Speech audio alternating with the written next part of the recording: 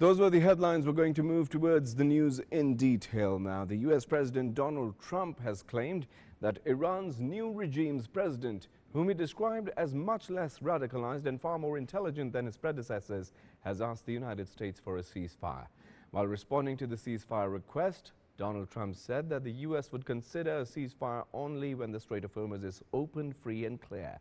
He added that until Strait of Hormuz is reopened, the United States would continue intensified military action against Iran, warning that Tehran could be blasted into oblivion, or as he puts it, back to the Stone Ages.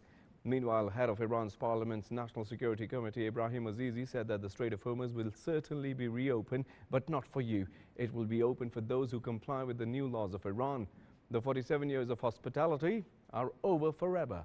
On a social media platform X, Ibrahim Azizi said that Trump has finally achieved his dream of a regime change, but in the region's maritime regime.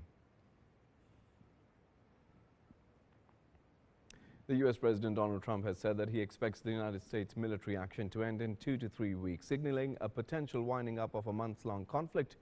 Donald Trump told the Reuters in the White House that the United States is withdrawing because there was no reason for the United States to be there for too long.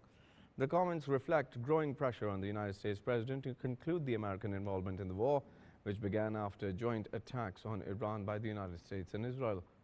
On the war impact on rising fuel prices, the U.S. president said that they will come down as soon as the U.S. ends its military campaign and actions. Donald Trump said that the U.S. now dominates Iranian skies and also achieved the regime change following the killings of many senior political and senior military leaders. He described the new leaders in Tehran as more rational compared to the predecessors.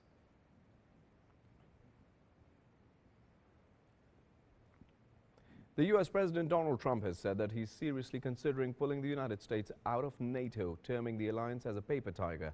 In an interview with the UK's Telegraph, Donald Trump threatened to leave NATO, saying that he would say that it's beyond reconsideration as he was never swayed by the NATO and he always knew that they were a paper tiger.